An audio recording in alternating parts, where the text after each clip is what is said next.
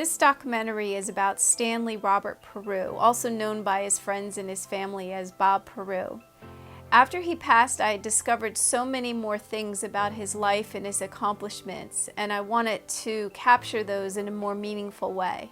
So my dad was born in 1929, the year of the Great Depression, and I suppose it's typical of people that grew up in that era, but he saved everything. So going through his house and his two-story garage, I found so many items that really shaped his entire life and taught me a lot more about my dad's life. In this documentary, I will capture the history of Bob Peru and share with you his accomplishments and incredible engineering and creativity skills. My father was a seasoned pilot and spent his entire life either playing, building, flying, teaching, selling, thinking, dreaming about airplanes.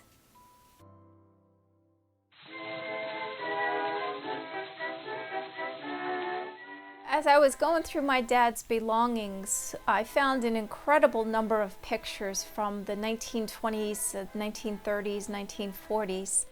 My dad didn't really talk at all about his childhood. It wasn't until the last few years of his life that I started to think that maybe I should begin to interview him so I would be able to create a documentary if I ever had time.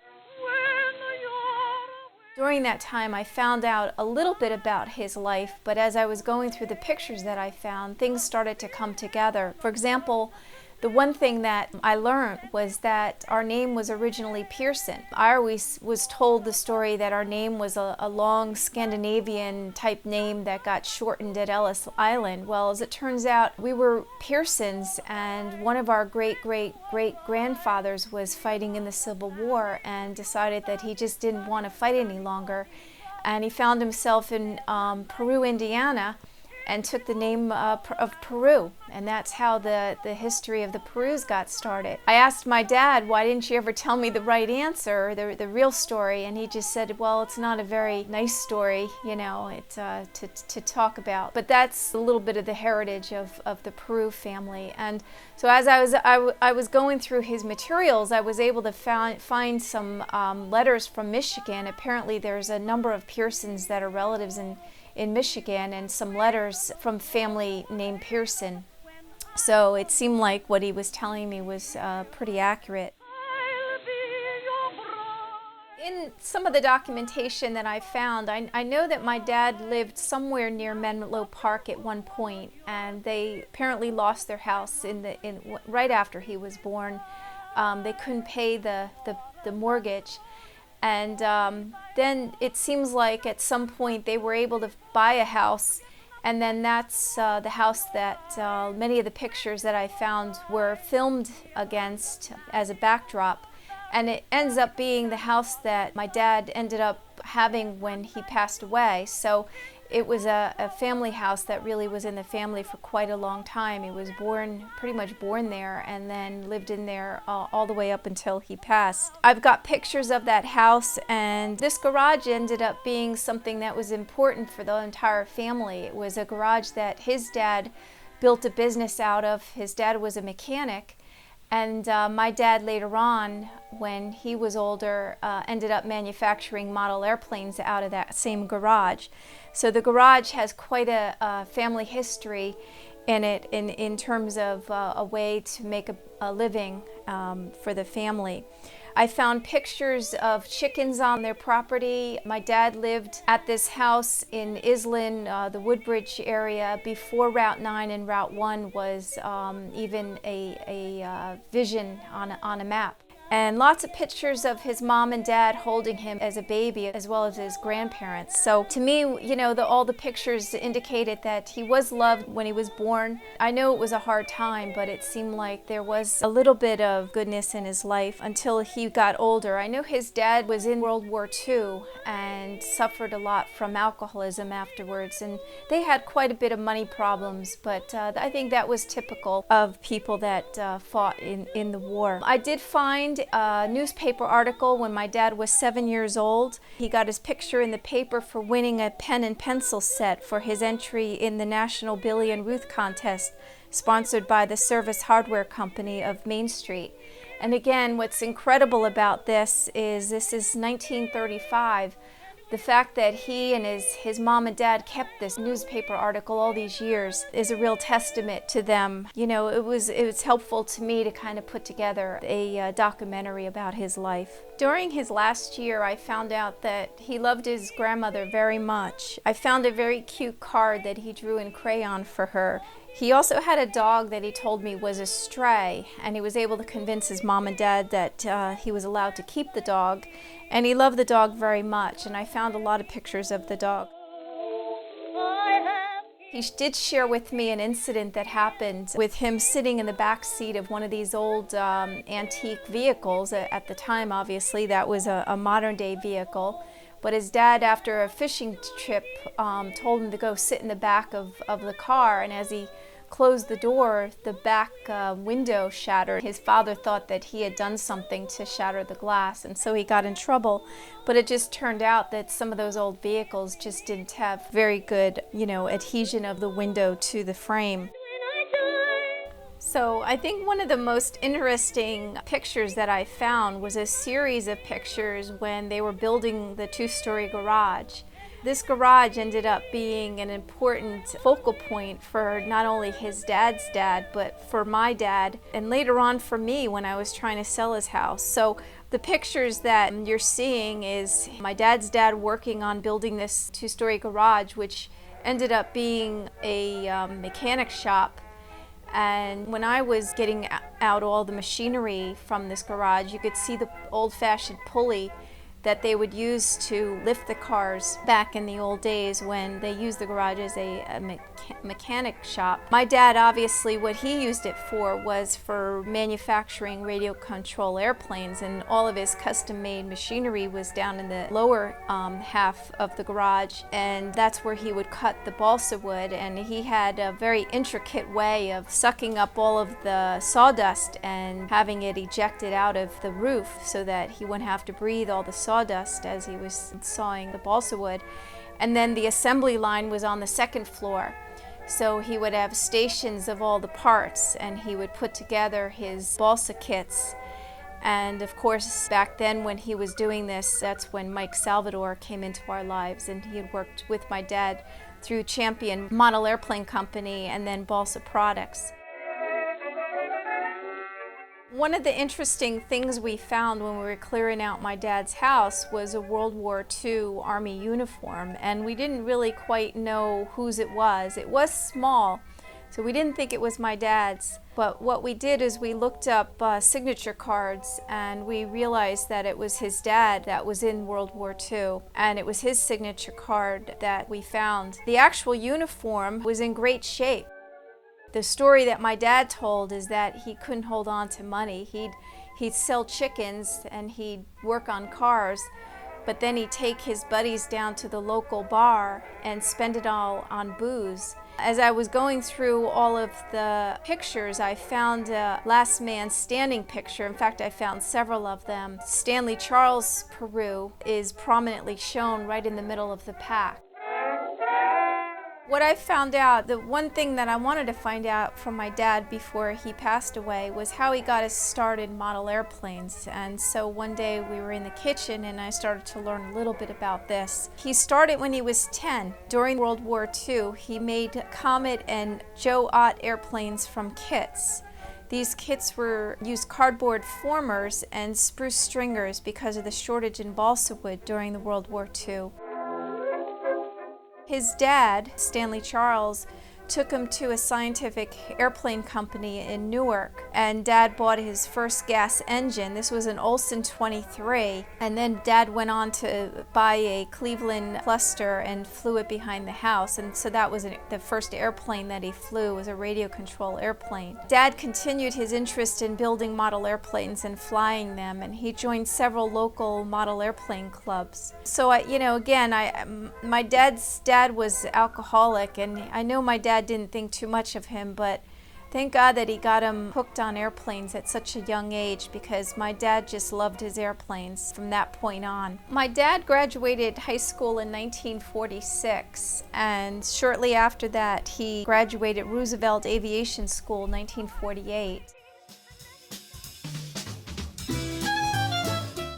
Extending his interest in model airplanes, my dad got a job at Islin Airport, and all of the money that he made there, he spent on private pilot lessons.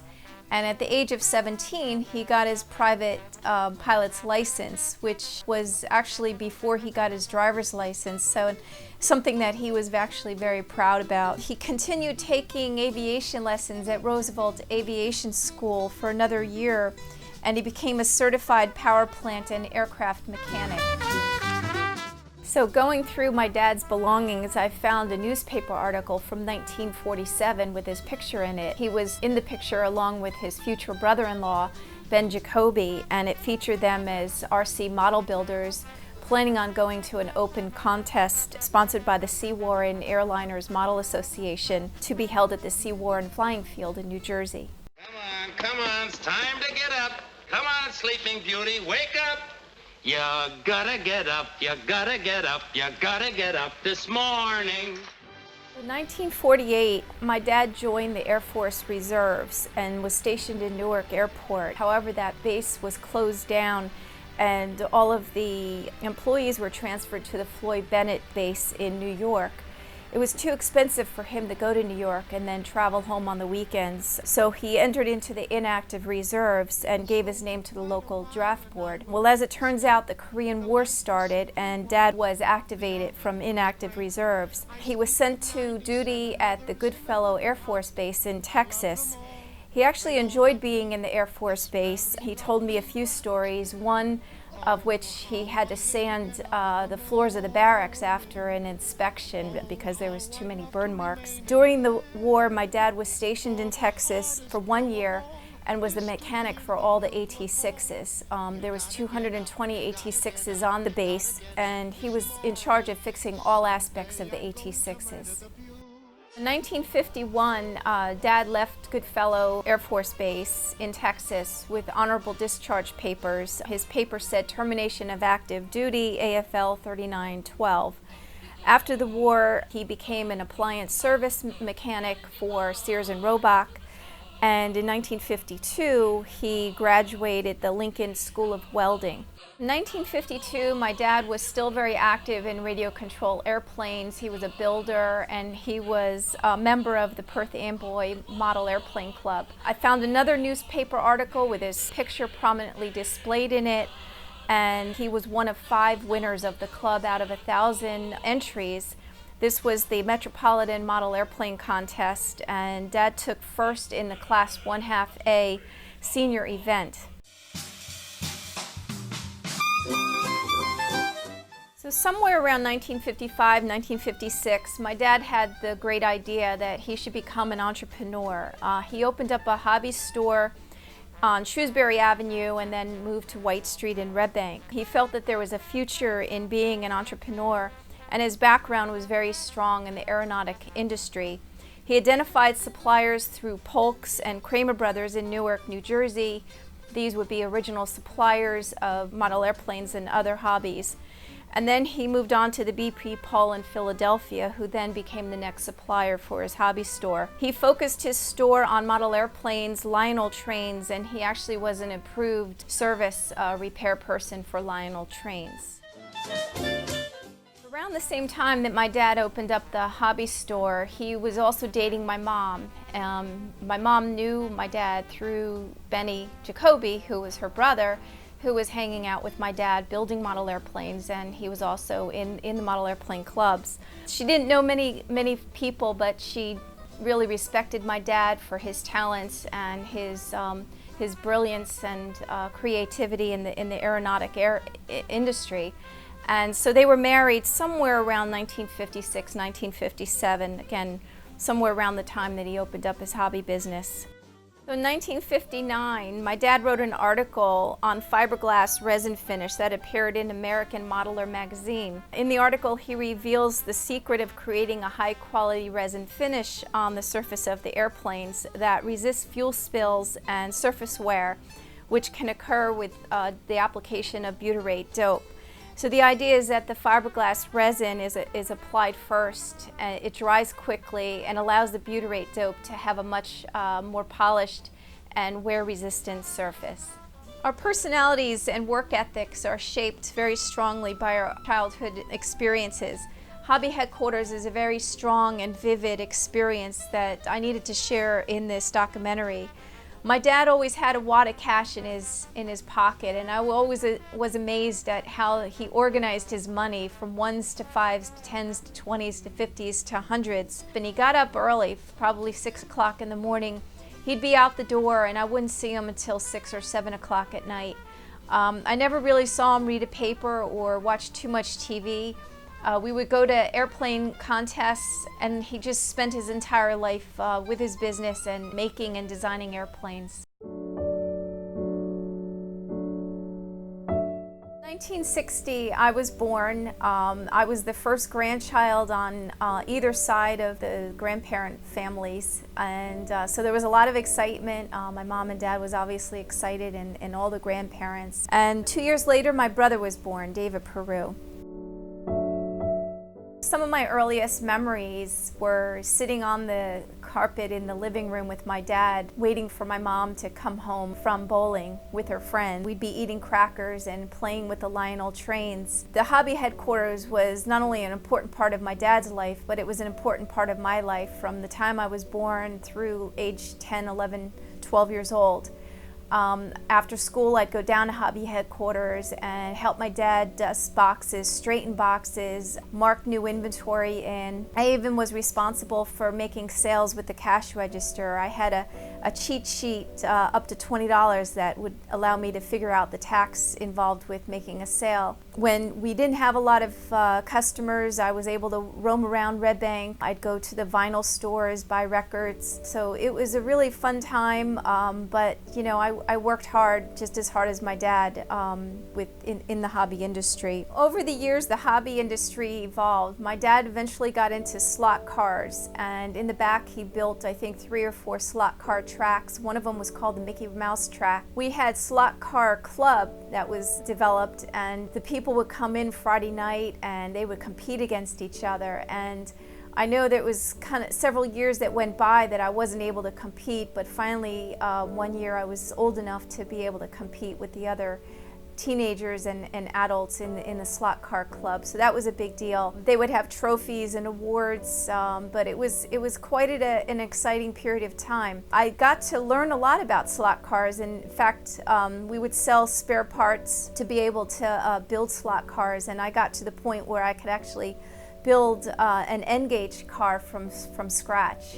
In 1968, my dad graduated aerobatic airplane school in Sussex, New Jersey. He did not talk too much about his ability to fly biplanes upside down and do tricks. We would often go to Rhinebeck Air Show up in New York, where we would see acrobatic airplanes, biplanes, and even the Blue Angels. That was the first time that I saw the Blue Angels fly overhead in formation. But on one occasion, there was a biplane flying upside down, and somebody said that was Bob Peru.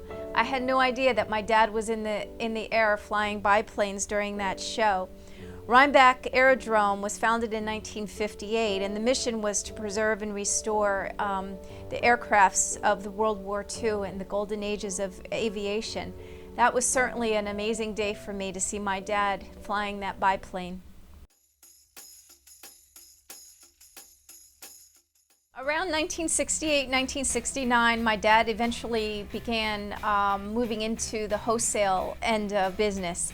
He had the idea that he would be much more profitable if he could buy merchandise in large quantities in bulk, and he would be able to then solicit dealers to sell to. He also was very interested in manufacturing, and he thought if he could buy the raw materials in bulk and cut the parts or make the parts and assemble those into kits, he'd be able to bring the price of RC kits down quite a bit. I was 9 at the time, but this was my first introduction to the world of vertical integration, something that I experienced long after when I was an adult at Colgate-Palmolive.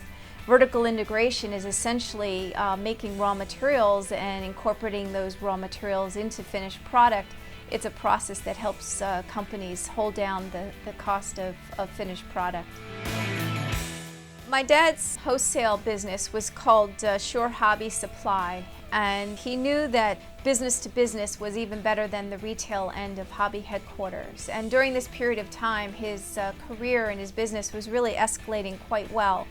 He would buy the parts in bulk and he would sell them to other retailers and distributors at a competitive price. We would ship the product by UPS. We had an assembly line to package up the parts. All of the orders came over the phone or by mail. There essentially was no internet back then. He also bought a manufacturing company called Mini-Flight. These were radio control airplanes, but they were plastic. So he would melt the sheets of plastic over molds. So we had these very hard wood molds, and the plastic would melt over the molds. So that's how he would make the fuselages and the wings and the other parts of the airplanes. He essentially had two designs. One was a V-bottom boat, and the other was a low-wing trainer airplane. And again, we sold these to other retailers and distributors, and the business was really going quite well. I think one year we probably netted about $1 million, and I know my dad felt really good about his business career.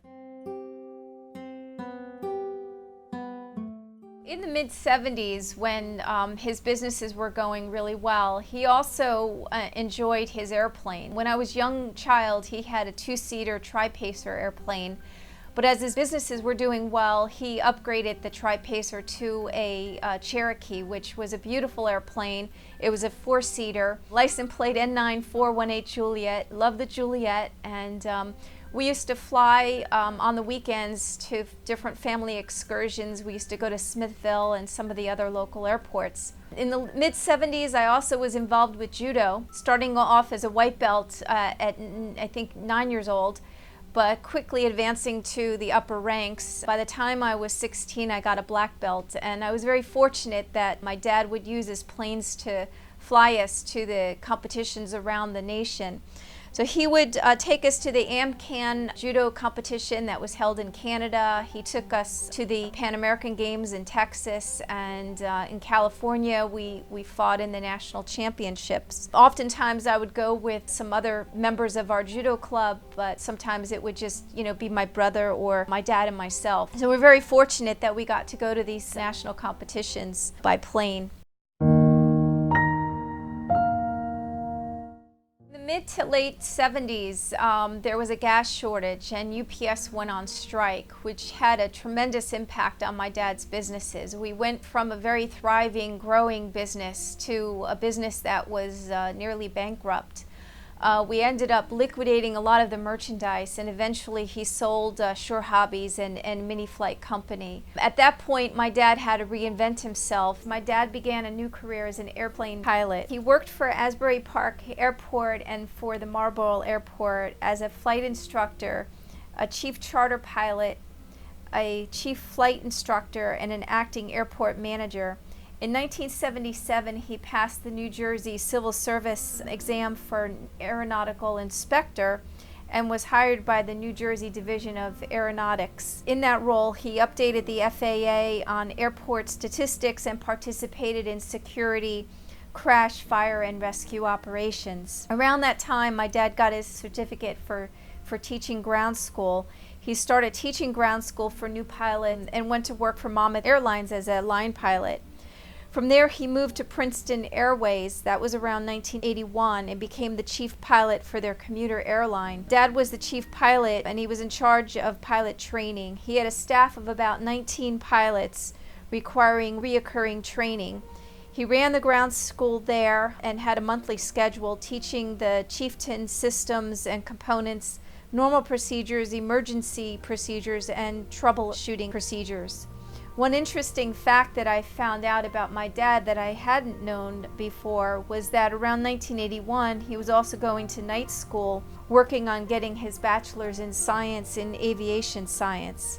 The FAA eventually gave my dad a certification in flight checks for staff pilots, which is a very prestigious appointment. So as I was going through my dad's belongings, I found a couple resumes, and on these resumes I found a number of certifications and ratings that he acquired during his time as a commercial pilot.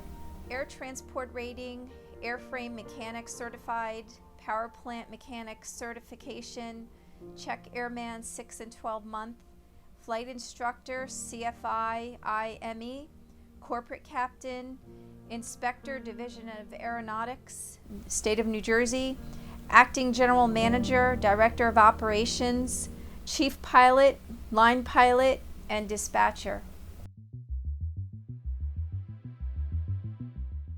So in the early 80s, my dad retired from being an airline captain and decided to go back into manufacturing radio control airplanes. He started a company called Champion Model Airplanes in the early 80s. This was a company that specialized on World War II airplanes. The designs that were key to the company were the BT Trainer, the AT Advanced Trainer, the Cessna 152, and the Super Cruiser. Around this time, Mike Salvador entered our lives. He started off as a good family friend, and to this day he continues to be a wonderful family friend and supporter, especially after my dad passed. Mike actually worked for my dad in the manufacturing kit business for free. He, in exchange for the knowledge that my dad would give him during the day. Mike Salvador was a RC enthusiast and spent a lot of his time building airplanes and going to contests. Again, a hobby that continues to this day. In 1986, my dad published an article with Dick Sarpolis in Flying Models magazine. Dick was another family friend that I remember growing up with. He had children that were very close to my age and my brother's age, and he continued to be a strong force in publishing articles in all of the trade magazines in radio control airplanes. In 1986, I was about 26 years old, and I had already graduated college and was working in Oklahoma developing methods for oil recovery. So a lot of this stuff that my dad was involved with, I really wasn't part of and didn't really have an appreciation for until I began going through his belongings. This article that Dick and Bob published discussed new airplane designs, and in the picture in the article he shows a 1/5 scale Piper Super Cruiser that my dad designed and then Dick had built and was flying in model airplane shows. And in the commentary, Dick comments on how beautiful the woodwork was and how well the airplane was designed and cut. In 1987, there was another article that I found published in Hobby Merchandiser. This was an article written totally by my dad, and it was called "The Key Word is Selling." During my dad's years in business, he learned lots of valuable lessons. He learned a lot about corporate finance. He learned a lot about banking, establishing credit limits, investing in properties. He learned about accounting in ledgers, overdue accounting and collection policies, payroll, and invoicing. So this article focused on selling and how to sell merchandise, and in particular RC merchandise. Dad eventually sold Champion to Ted Davis in Philadelphia. One of the stipulations was that my dad would stay out of the kit business for 2 years, and after that time he started Balsa Products with my brother. Balsa Products was a different type of company. A lot of the product was imported from China, and this was really in response to consumers changing their habits. Nobody really had time to make airplanes anymore. They all wanted something that was ready to fly, and so Balsa Products was moving in the direction of catering to the new climate of RC enthusiasts.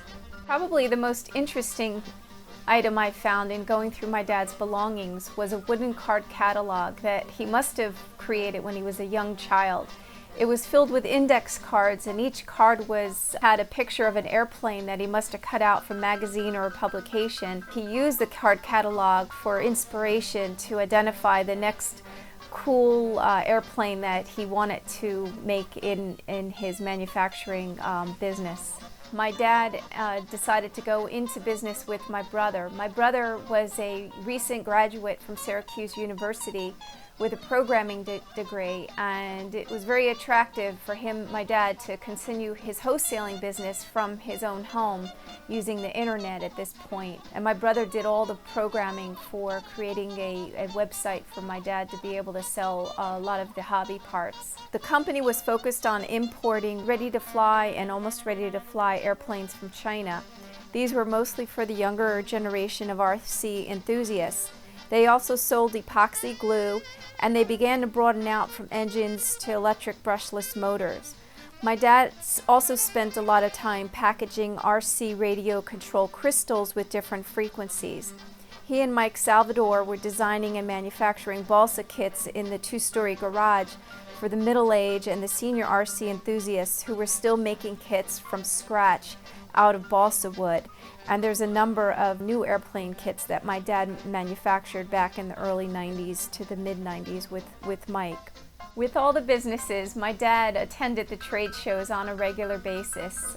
Toledo Trade Show and the Rams Show up in North Jersey were always the two staple trade shows that he attended for all the businesses. Must have had 1,000 pictures of trade shows with Mike Salvador and his beautiful wife, Rosalia. Rosalia spent a lot of time working at these shows, helping in any way that she could. She knew that it was a passion for her husband, Mike, and also for my dad.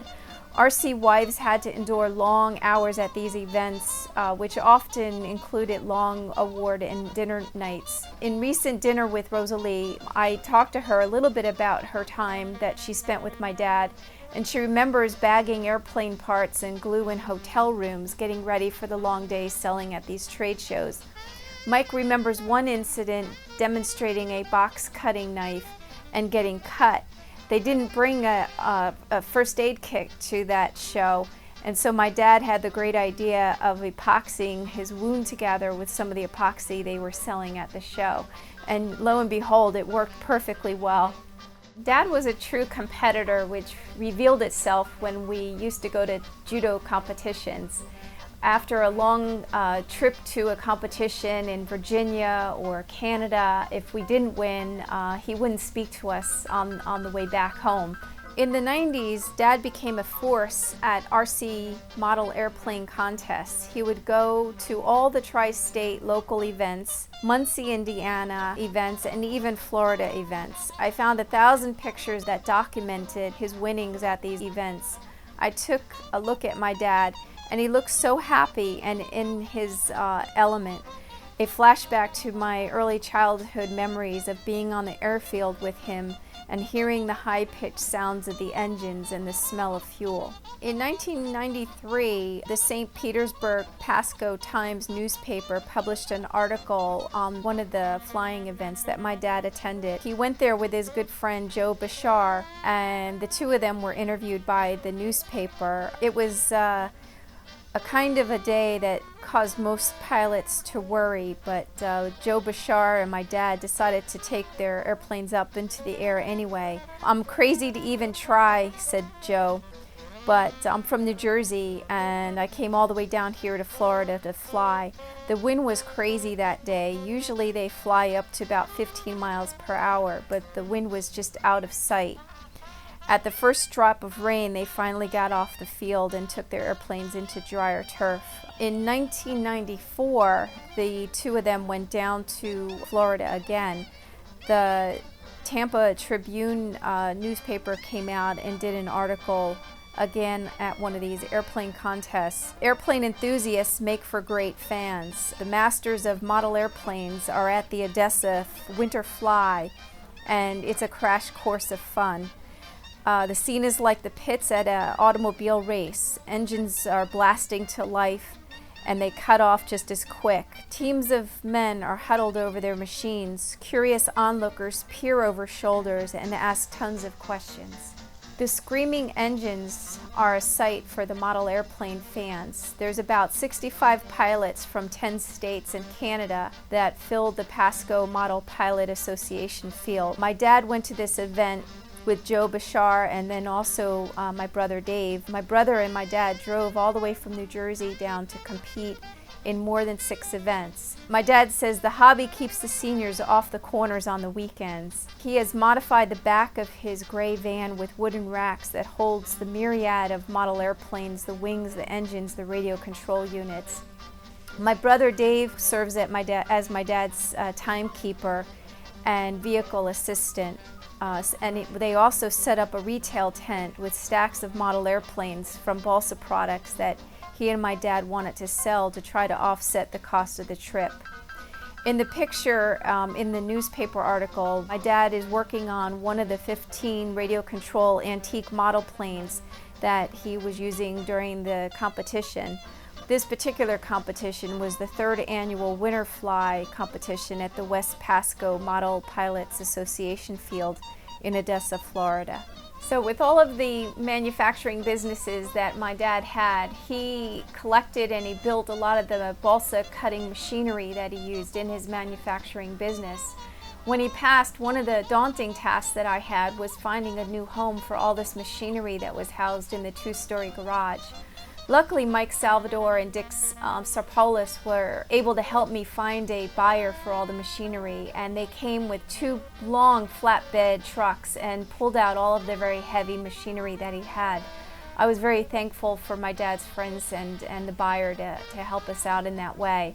So the machinery that he had was a punch press setup for die cutting, a 1985 strip cutter, 1985 9-inch over and under sheet sander, 1985 14-inch bandsaw with power feed to cut balsa sheets, a 10-inch table saw jig for a planer spindle sander. He had a 9-inch South Bend metal lathe, a 1985 drill press, 8-inch grinder, 1985 vertical sander for gang sanding balsa wood. He had a 1985 12-inch bandsaw, 1985 10-inch radial arm saw, 1985 sharper for leading edge belt sanding under airfoils, and a 6-inch planer. And at least 1 or 2 of the instruments were home built for simultaneous cutting of balsa woods.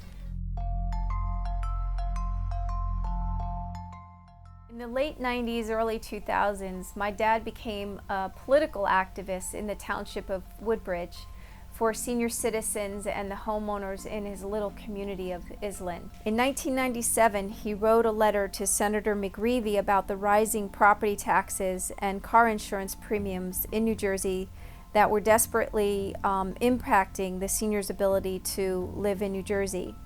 Dad's house, as were several others in his neighborhood, predated the landing of Route 9 and Route 1, which was located within yards of his front yard.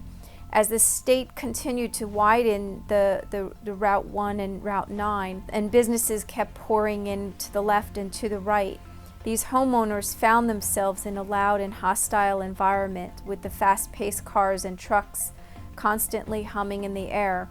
He took pictures of 90,000-pound trucks on the street, causing stress cracks and potholes during the reconstruction of Route 1 and 9, and asked for Regina Avenue and Jansen Avenue to be resurfaced so that it would help to maintain their property home values.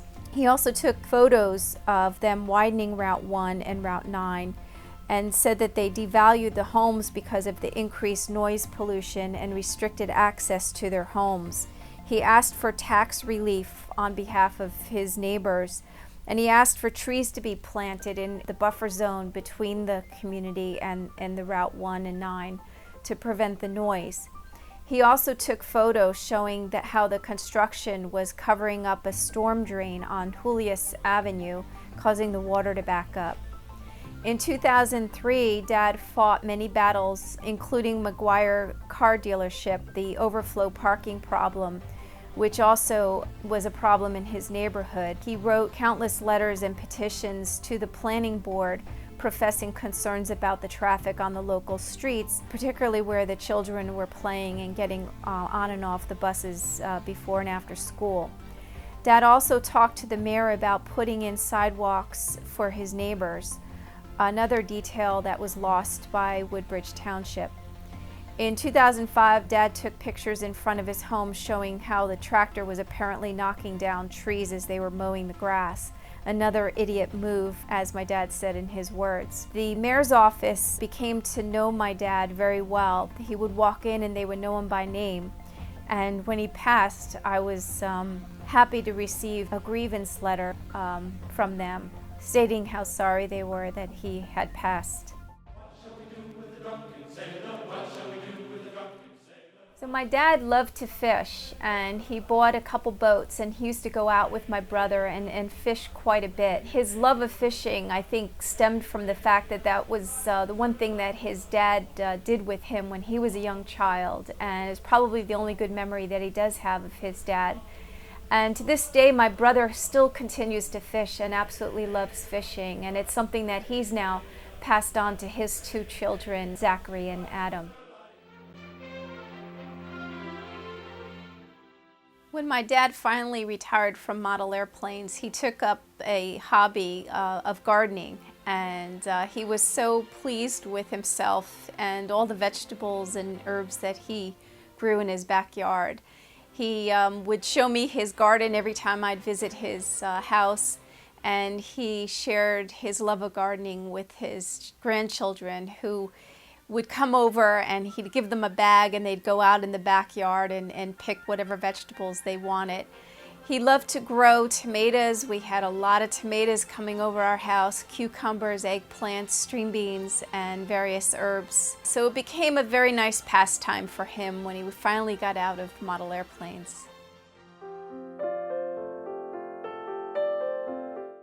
Another hobby my dad took up when he finally got out of the model airplanes was his engines. Over the years, he collected a number of RC engines, mostly gas-powered engines, a few electrical engines, but mostly the gas-powered ones.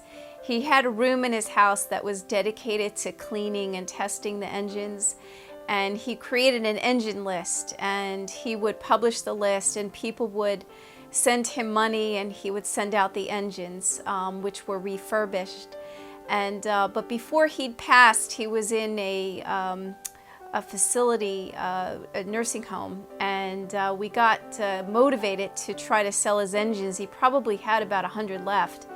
And I was very fortunate. We were going through model airplane magazines one day, and in the back there was an advertisement for a man who was interested in purchasing RC engines. And so I contacted the fella, and he came and he bought the entire inventory. So I was very appreciative of the fella that came out to buy all of his inventory. Looking over my dad's accomplishments, I would have to say that he obtained the greatest pride and joy from being a grandfather. He spent his whole life working and trying to outdo the other hobbyists in one way or the other, but when it came to his grandchildren, they were all perfect. He spent hours babysitting and spoiling them with money and candy, and he would gather up his energy all week long to visit us on Saturday morning, bringing us vegetables and other foods from the supermarket. And he would call my brother and myself every night at 7 o'clock to find out how the grandchildren were doing. This is the ultimate reward for someone who was born the year of the Depression and worked so hard to become successful in business and manufacturing and piloting. My last words to my father were, look how much you've accomplished in your lifetime and how great your grandchildren have turned out because of your influence.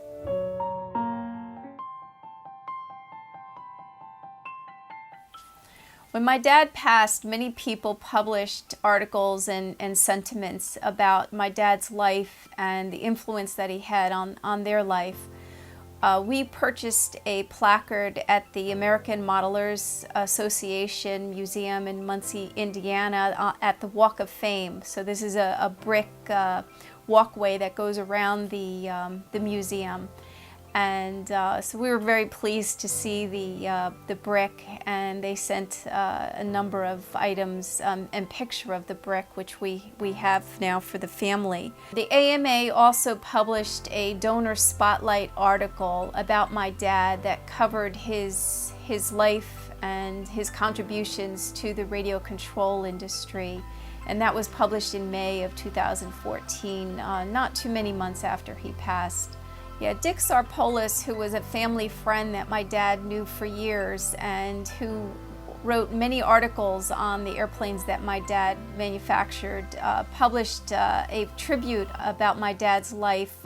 He put a poster together with a nice article in the middle with a lot of historical pictures of the family the kids and the airplane shows, and so it was a nice flashback to some of the events that I went through when I was young. And he also published an article in one of the modeler magazines that we lost one of the great ones, and he talked about my dad's career. So very much appreciate Dick's friendship over the years, and how he celebrated my dad when he passed. So because my dad was in the Korean War and he's a veteran, we were able to have his ashes buried at the Brigadier General's Veteran Memorial Cemetery in New Jersey. So I know my dad didn't want us to celebrate his death with a ceremony or anything, but I wanted to be as respectful as I could about his passing. And so I kept everything that people posted about his life, and I created this documentary because of all the things that I learned when I was going through his belongings.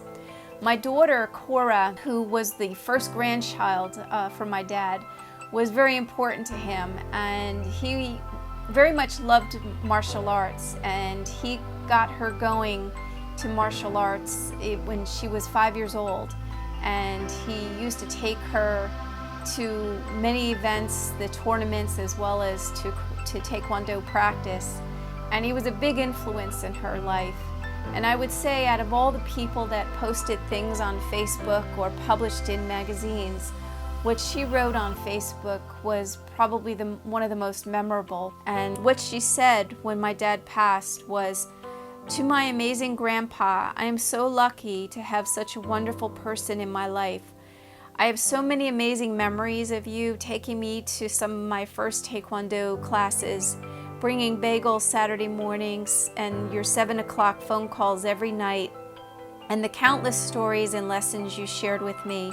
I am so grateful for everything you did for myself and for my family over the years. I will miss you so much. I'm sure you're having fun flying your airplane in heaven.